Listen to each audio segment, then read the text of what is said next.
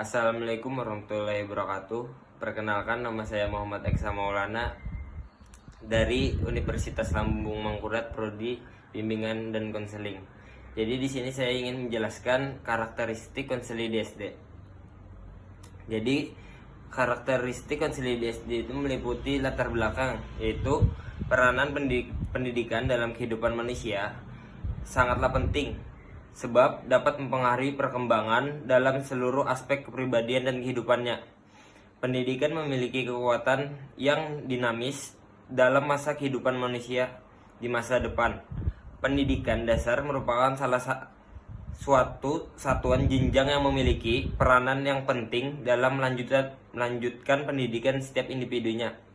Jadi, setiap peserta didik atau konseli adalah subjek utama layanan bimbingan dan konseling di sekolah. Guru dan bimbingan dan konseling atau konselor perlu memahami karakteristik peserta didik sebagai dasar pertimbangan dalam merancang dan melaksanakan layanan bimbingan dan konseling di sekolah. Mungkin itu saja yang bisa saya sampaikan, akan dilanjutkan oleh teman saya. Di sini saya akan menjelaskan tentang karakteristik peserta didik di sekolah dasar. Karakteristik peserta didik di sekolah dasar diartikan sebagai ciri-ciri yang melekat pada peserta didik di sekolah dasar yang bersifat khas dan membedakannya dengan peserta didik pada satuan pendidikan lainnya. Siswa sekolah dasar pada umumnya berusia 6-13 tahun atau sampai tiba saat individu menjadi matang secara seksual. Seorang ahli mengatakan, masa di sekolah harus ditandai bahwa anak pada periode ini sudah menampakkan kepekaan untuk belajar. Hal ini ditandai dengan sifat ingin tahu anak akan suatu hal. Selain itu, pada tahap ini peserta didik mulai mengalihkan perhatiannya ke arah kerjasama dengan kelompok teman sebayanya.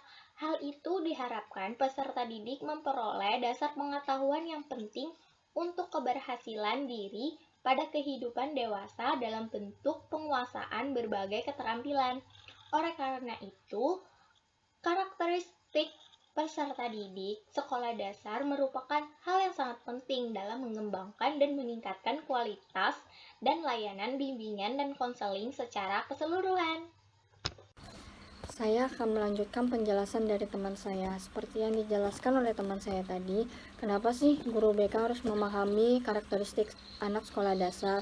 Karena program bimbingan di sekolah dasar sudah meyakini bahwa anak usia sekolah dasar merupakan tahapan yang sangat penting dalam perkembangan anak itu sendiri. Dengan melihat karakteristik bimbingan konseling di sekolah dasar, muncul sebagai konsekuensi logis dari karakteristik dan masalah perkembangan murid sekolah dasar itu sendiri. Karena itu, memahami karakteristik murid sekolah dasar merupakan hal yang sangat penting dalam mengembangkan dan meningkatkan kualitas dan layanan bimbingan konseling secara keseluruhan. Dan akan dilanjutkan oleh teman saya. Di sini saya akan menjelaskan mengenai aspek-aspek yang perlu dipahami mengenai karakteristik peserta didik di sekolah dasar.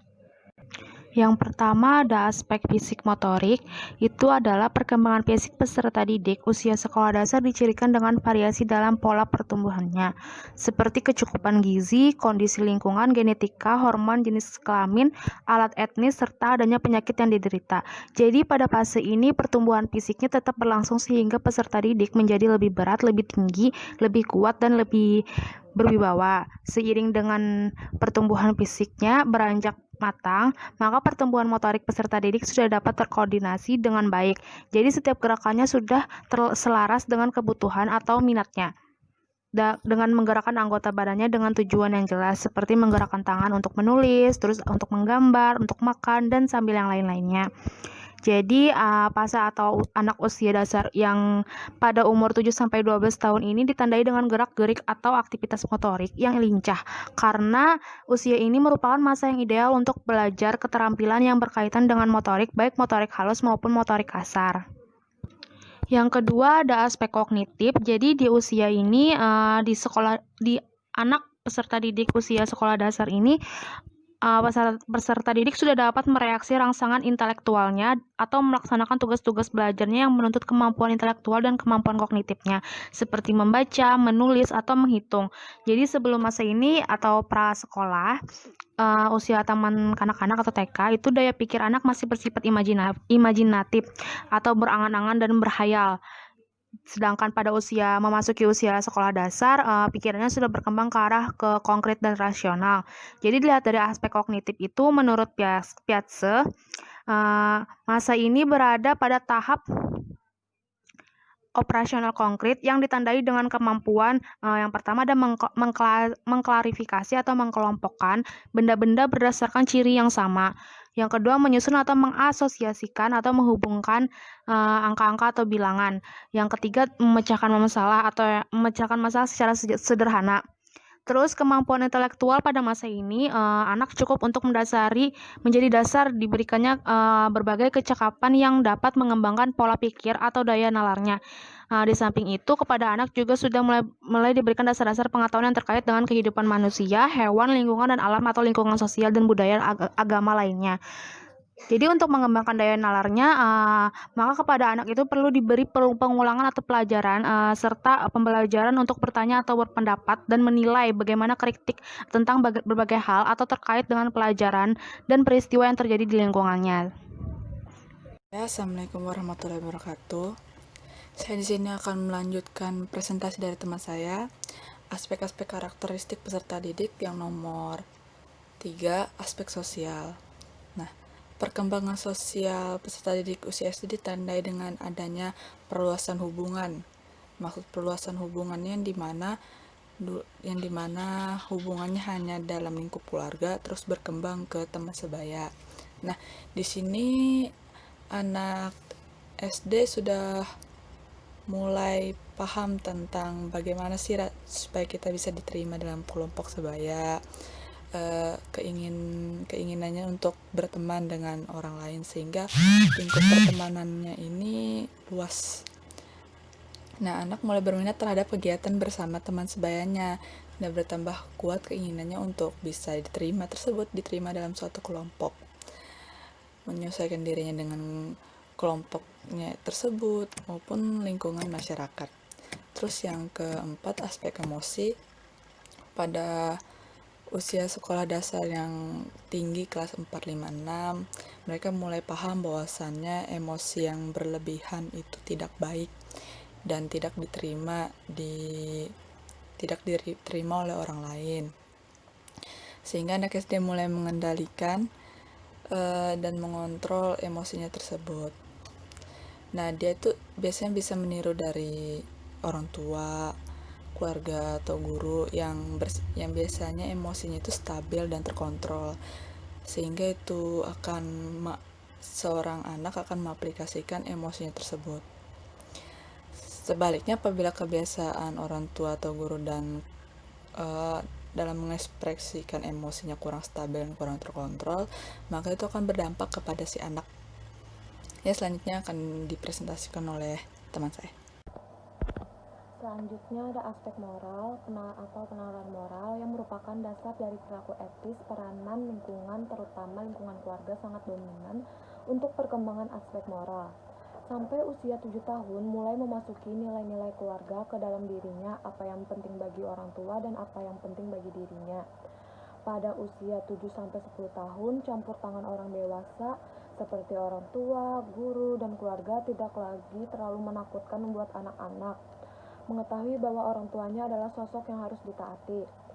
Selanjutnya ada aspek religius, di mana kepercayaan anak kepada Tuhan pada usia ini bukanlah keyakinan hasil pemikiran, akan tetapi merupakan sikap emosi yang berhubungan erat dengan kebutuhan jiwa akan kasih sayang dan perlindungan. Periode usia sekolah dasar merupakan masa pembentukan nilai-nilai agama sebagai kelanjutan periode sebelumnya. Terima kasih. Assalamualaikum warahmatullahi wabarakatuh. Di sini saya ingin melanjutkan presentasi dari teman saya. Nah, di sini saya ingin menjelaskan tentang karakteristik anak usia sekolah dasar. Pada umumnya, anak usia sekolah dasar tentu berkaitan dengan aktivitas fisik, yaitu mereka senang bermain, senang bergerak, senang dengan bekerja sama dengan kelompok, ataupun praktek secara langsung. Nah, di sini saya ingin menjelaskan tentang anak usia sekolah dasar yang senang bermain, di mana anak usia sekolah dasar yang sedang bermain, mereka tentu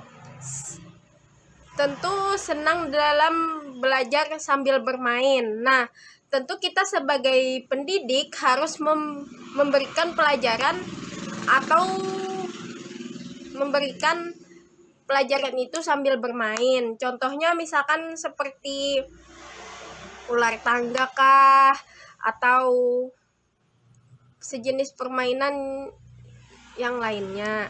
Nah, yang kedua ada anak usia SD yang senang bergerak, di mana anak usia SD berbeda dengan orang dewasa yang betah duduk berjam-jam. Sedangkan anak usia sekolah dasar tentu dia tidak betah untuk duduk berjam-jam. Jadi,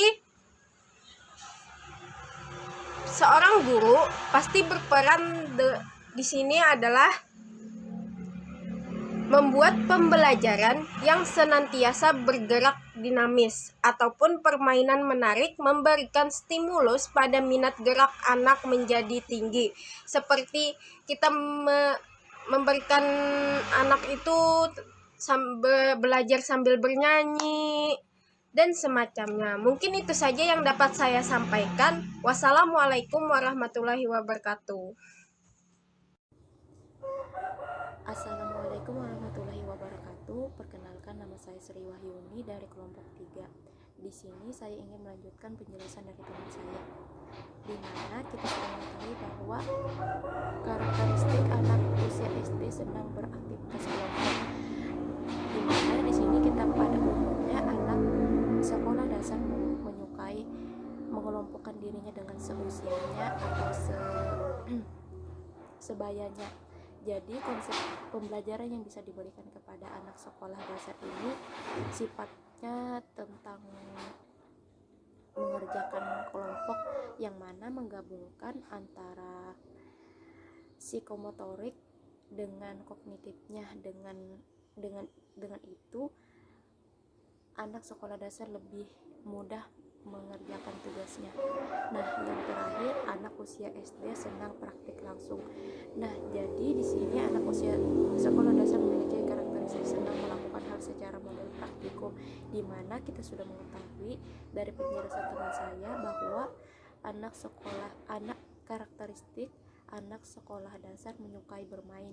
Nah, jadi di sini sangat cocok ketika kita memberikan tugas kepada anak sekolah dasar dengan praktik langsung, karena sifat dari anak sekolah dasar di sini menyukai bermain, bergerak, berkelompok. Yang kita ketahui bahwa anak sekolah dasar ini sukanya ikut-ikutan. Jadi ketika diberikan tugas suka praktik langsung, apalagi ketika banyak teman yang ikut kelompoknya banyak. Sekian dari saya. Salah hilap mohon maaf. Waalaikumsalam warahmatullahi wabarakatuh.